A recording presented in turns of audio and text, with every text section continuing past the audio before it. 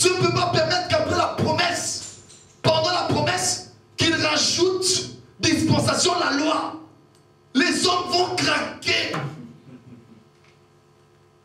Voilà pourquoi il y a des dispensations. Pour bien clôturer, séparer chaque temps, chaque acteur, chaque combat, chaque problème. Et dans chaque dispensation, c'est un autre problème, c'est un autre combat. Ce n'est pas les mêmes combats. Dans la promesse, tu ne trouves plus le tour de Babel.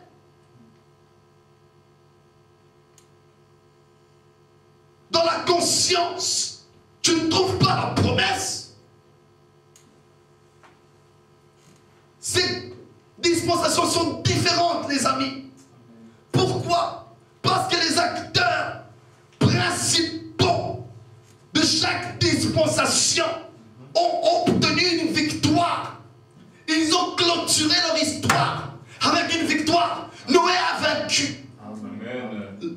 L'arche s'est arrêtée sur la montagne d'Ararat. Il n'a pas laissé bon sang.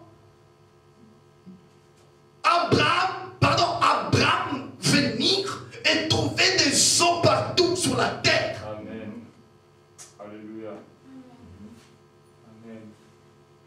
Avant d'entrer dans une nouvelle saison, une nouvelle dispensation, on doit en finir avec celle d'actualité, celle de maintenant. Amen. Alléluia. Dans la loi, Abraham n'a pas laissé quand même une stérilité. Il a dû d'abord enfanter, même à la dernière minute, dans sa vieillesse, avant de laisser le relais. Avant que Moïse vienne, boum, il lui donne Isaac. Amen. Moïse, j'ai vaincu. J'ai eu la promesse. Entre en jeu maintenant. Je ne te laisserai pas avoir des difficultés pour enfanter. Je ne te laisserai pas ce combat. Je vais en finir pour toi. Amen.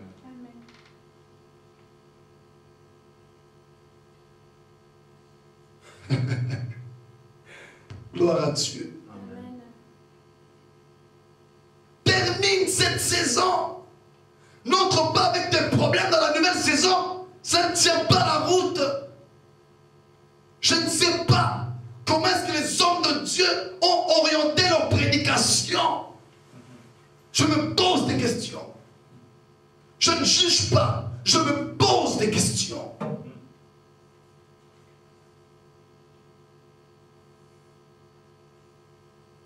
Ce n'est pas dans la réunion de la nouvelle année que tu dois commencer à chasser les démons.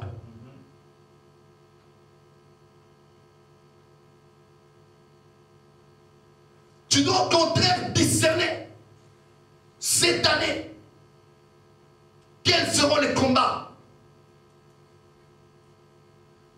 Qui sera l'adversaire cette année? Nous sommes dans quel temps?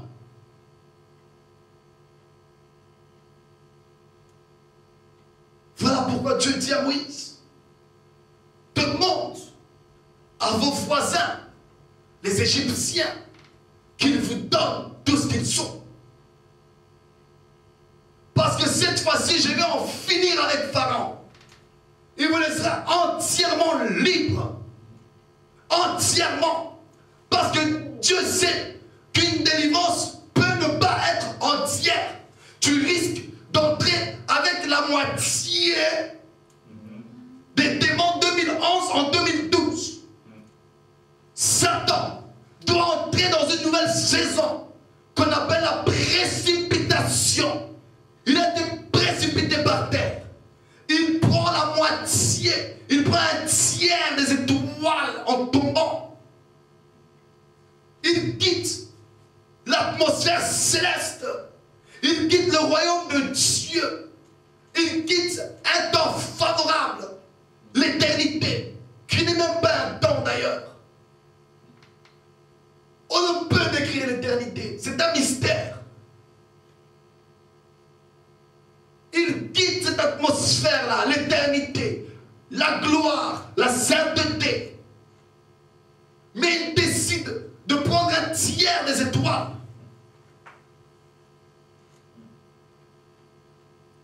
Lui, il a fait son choix. Lui, il a décidé d'entrer dans une nouvelle saison qu'on appelle la terre, avec un tiers des étoiles. Mais Dieu dit à Pharaon, à Moïse, Pharaon, il va vous laisser entièrement partir. Donc Satan voulait obtenir toutes choses au ciel. Il voulait monter sur les étoiles de Dieu, les étoiles. Mais il a eu qu'un tiers, alléluia.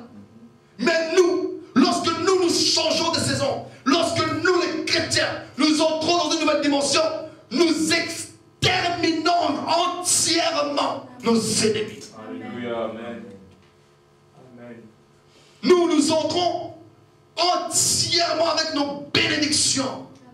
Parce que Christ a dit, vous avez reçu plénitude, la plénitude de sa divinité.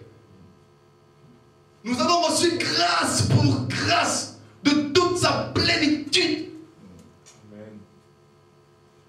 Nous sommes de ceux qui rentrent dans une nouvelle saison avec une pleine délivrance, une pleine bénédiction, une pleine guérison. Pas une moitié,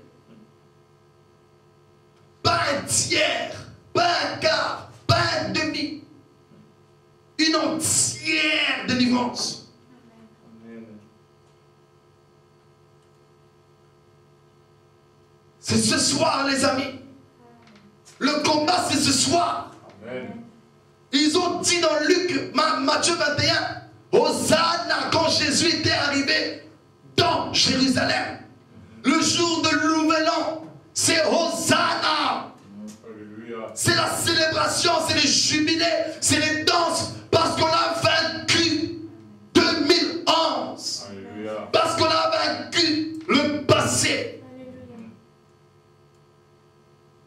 Gloire à Dieu, amen. Quand on entre dans une nouvelle saison, on y entre pour jubiler, pour célébrer, pas pour combattre les ennemis du passé. Non. Nous faisons défaut dans les nouvel an.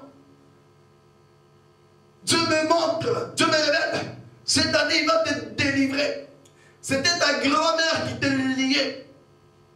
C'est pas Dieu. C'est pas Dieu. Dieu révèle ces choses avant la nouvelle année. Avant la naissance du Christ, il y a eu des prophètes pour annoncer que quelque chose de nouveau allait arriver. Dieu a au préalable commencé la délivrance par les prophètes. Il a commencé à préparer les hommes par les prophètes. Lorsque les prophètes ont eu fini, il a continué la préparation par Jean-Baptiste. Il devait préparer la voie du Seigneur. Aplanir. Ça veut dire délivrer. Faire des délivrances, des guérisons. Il devait changer le cœur des hommes. Le baptême de la repentance. Repentant de dire je change d'attitude. Donc l'homme, avant d'entrer dans une nouvelle dimension qu'on appelle le baptême de l'esprit, qui est la transformation spirituelle, il y a d'abord la délivrance du corps charnel, le changement de caractère. Tu n'es plus incrédule, tu crois en Jean-Baptiste, tu es plongé dans l'eau. On t'a préparé pour une nouvelle saison.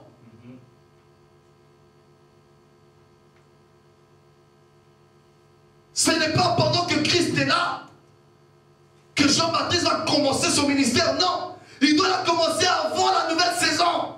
Amen. Race de vipères, qui vous a appris à fuir la colère de Dieu? Ça veut dire la mission de Jean-Baptiste, c'est de s'occuper des races de vipères.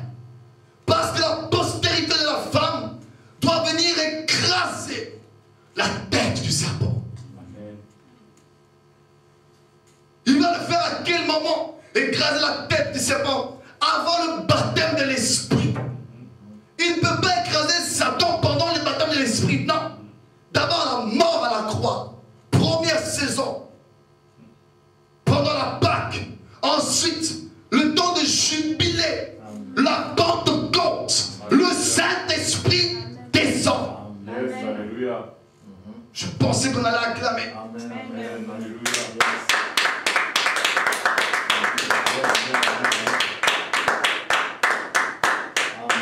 Jésus ne peut pas mourir le jour de la Pentecôte, mon sang. Ça ne tiendrait pas la route. L'Esprit ne peut pas descendre pendant la Pâque. Non. Voilà l'erreur que nous faisons. Nous invitons Jésus pendant la Pentecôte. Nous invitons l'Esprit pendant la Pâque. Confusion. D'abord la Pâque. La Pâque est donnée pour que tu sois délivré de tes démons, pour dépouiller les dominations et les autorités par la crucifixion de Jésus-Christ. Il vous délivre d'abord avant la nouvelle saison. Et cette saison qui est Pentecôte, ce n'est pas une fête pour souffrir. C'est une fête du jubilé. On va se réjouir des récoltes, de tout le travail que nous avons fait l'an passé. Voilà le produit. Alléluia. Voilà pourquoi il disait des merveilles de Dieu quand l'Esprit est descendu. Mais quand Jésus était à la croix, il ne disait pas des merveilles, il pleurait. Il se frappait les torses, les femmes de Jérusalem. Marie avait une épée qui avait transpercé son âme.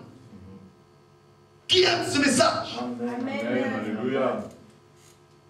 Pierre a renié. Pierre a eu peur de mourir. Jean regardait son Seigneur avec tristesse. Il pleurait. Jésus, tu es nu. C'est la Pâque, c'est normal. Il est en train de combattre avant la Pentecôte. Il est en train de combattre avant une nouvelle saison qu'on appelle le temps de l'Esprit. Lorsqu'il viendra, il me glorifiera. Mais avant qu'il vienne, le Fils de l'homme doit être crucifié. Voilà l'erreur que nous faisons, les amis. Nous voulons que Jésus soit crucifié le jour de la Pentecôte. Ça ne se fait pas, les amis. Le jour de la Pentecôte, c'est le jour de la construction. C'est le jour de l'église. C'est le jour du jubilé. Ils ont le cœur vivement touché. Parce que leur vie a changé. Ils sont sauvés. Amen. Les apôtres à la Pentecôte disent des merveilles. Comme dans Matthieu 21. Dans Jérusalem, les femmes criaient Hosanna. Béni soit celui qui vient au nom de l'Éternel. Baruch, Shama, Shem, Adonai.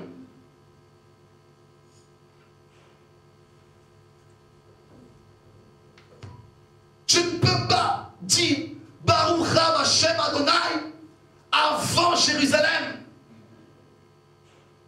D'abord détache l'ânesse. Opère d'abord une délivrance, un miracle. Voilà pourquoi Dieu dit dans Exode 11.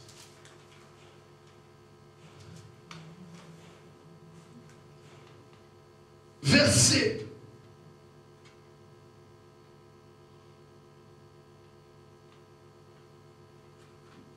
Je ferai des grands miracles.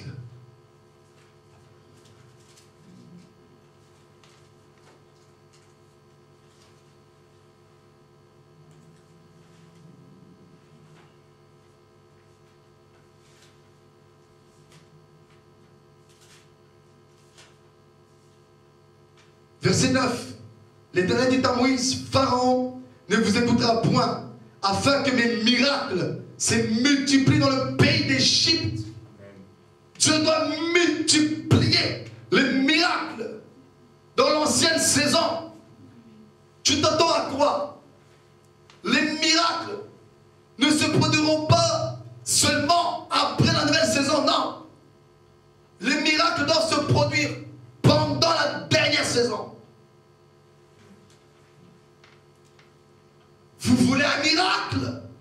Il ne me sera donné aucun autre miracle si ce n'est le miracle de Jonas.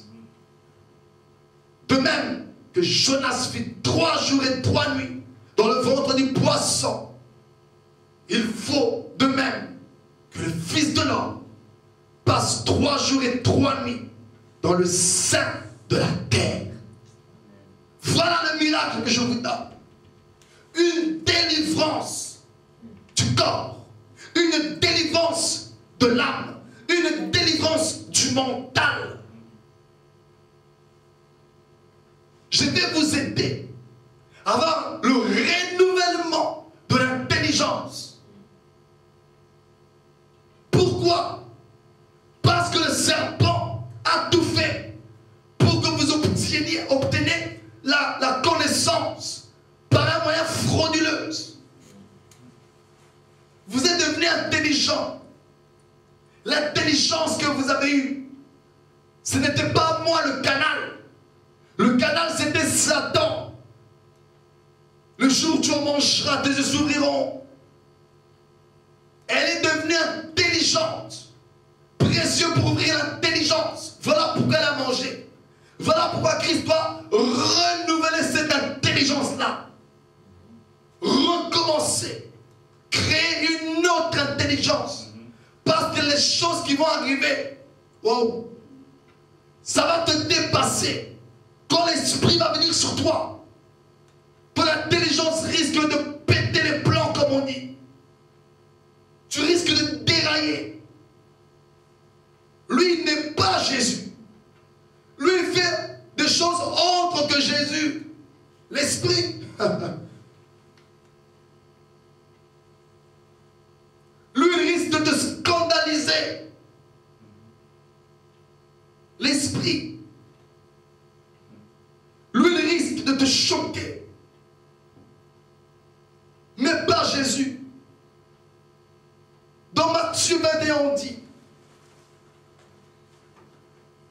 verset 4.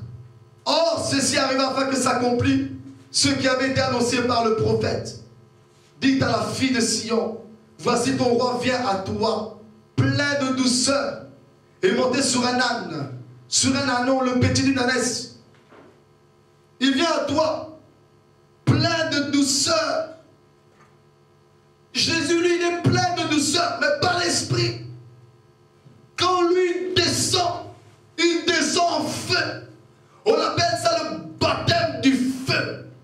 Lui, il ne vient pas en douceur. Non. Quand l'esprit vient sur toi, tes vêtements vont à gauche. Ta tête va à droite. Tes yeux s'ouvrent, tu pleures. Tu te donnes des coups de tête contre le mur. Lui, il scandalise, il choque. Tu commences à faire de... L'esprit. Il ne respecte pas les traditions humaines. Au moins, Jésus, lui, ne les respecte. Paix à César ce qui est à César.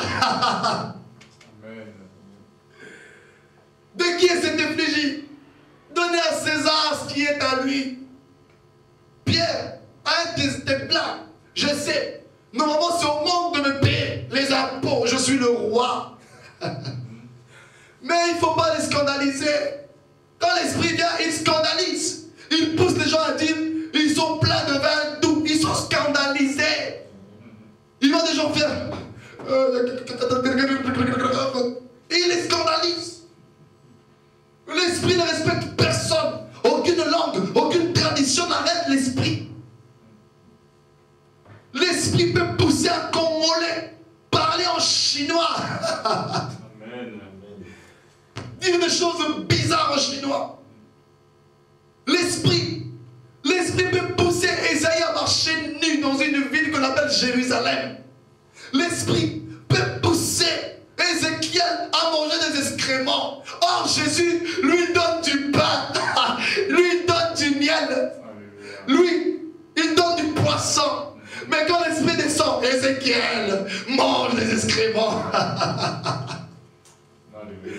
L'esprit, oh, parle un peu de l'esprit. Quand lui descend, il te pousse à devenir nu à la croix. On dit dans l'hébreu, il s'est livré par un esprit éternel. D'ailleurs, il a été conçu par la vertu du Saint-Esprit. C'est l'esprit qui a formé ce corps pour aller être crucifié. L'esprit scandalise. L'esprit, il choque. Toi, tu es habitué. Bonsoir, mesdames et messieurs. Vous voyez, comme tu m'as dit, oh, on est du Père, du Fils et du Saint-Esprit, Amen. Mais quand l'Esprit vient sur toi, ah, oh Jésus, ah, mon Dieu, ah, fini ton éloquence, fini les manières quand l'Esprit arrive, Pasteur Boïka. L'orgueil tombe quand l'Esprit est là. Alléluia.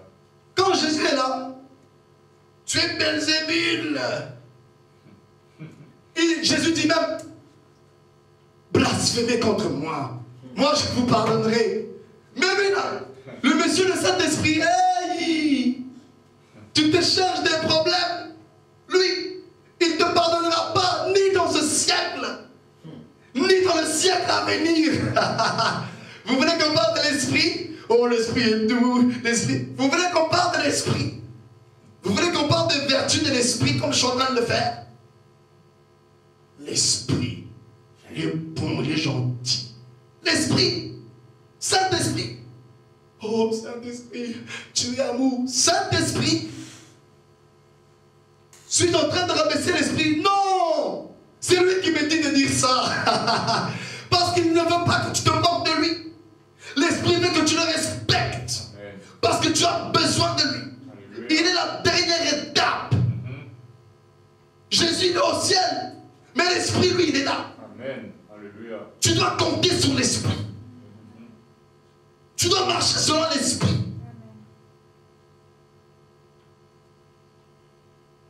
On ne prêche pas poussé par Jésus. C'est poussé par l'Esprit que les hommes parlent. Celui qui est le plus redoutable dans la divinité, c'est l'Esprit. Dieu le Père a aimé le monde, il a donné Jésus. Jésus lui vient et dit, moi je vous pardonnerai si vous péchez. Mais tout blasphème contre l'Esprit, ça ne sera pas pardonné. L'Esprit est redoutable, les amis. L'Esprit, il choque.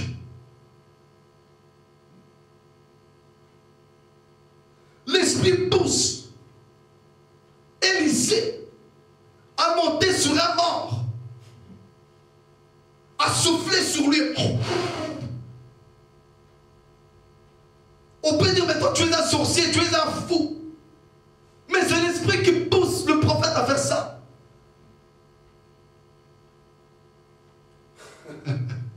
L'Esprit pousse David à danser nu. Mon ami, que l'Esprit enlève seulement tes vêtements en plein rigueur, tu vas le détester.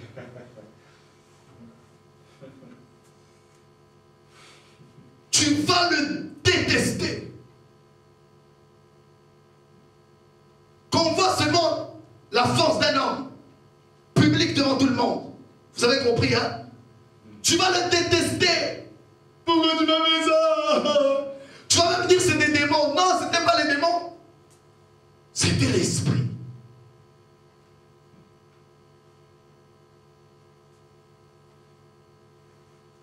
On ne joue pas avec l'Esprit. On ne se moque pas de l'Esprit. C'est pour ça qu'on dit quand tu entends sa voix, n'endurcis pas ton cœur. Tu crois vraiment que tu vas endurcir ton cœur quand tu entends je t'aime, tu es beau, j'ai envie de te sauver. Non, laisse-moi. Non! L'Esprit, quand il n'endurcit pas, c'est-à-dire sûrement il vient en fracas. Parce que lui, il est souvent là où c'est informe et vite.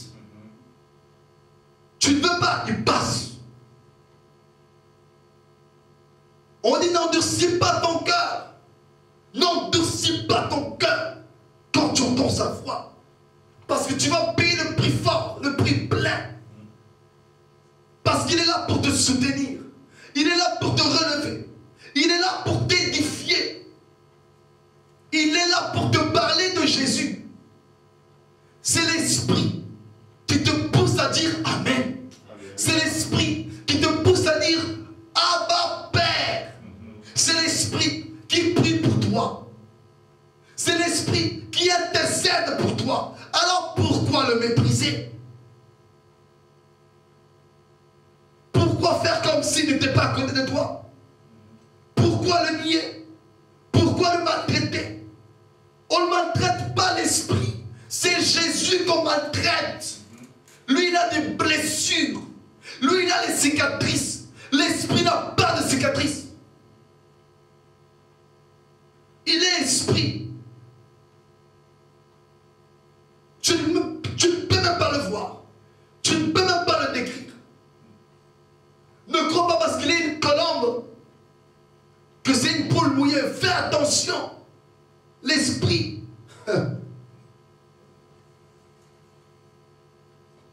Gloire à Dieu. Acclamons le Saint-Esprit.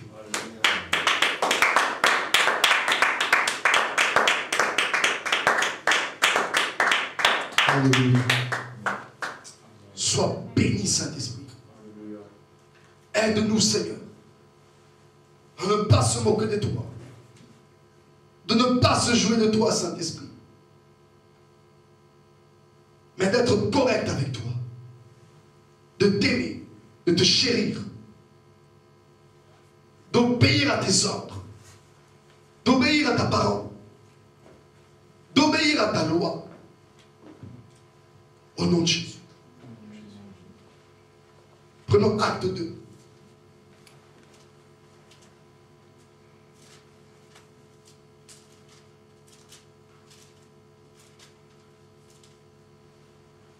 Verset 14. Alors Pierre, se présentant avec les 11, éleva leur voix et leur parla en ces termes. Hommes juifs, et vous tous qui séjournez à Jérusalem, sachez ceci et prêtez l'oreille à mes paroles. Sachez ceci. Vous devez savoir ce que je me prête à vous dire. Vous devez le savoir, vous devez avoir la connaissance.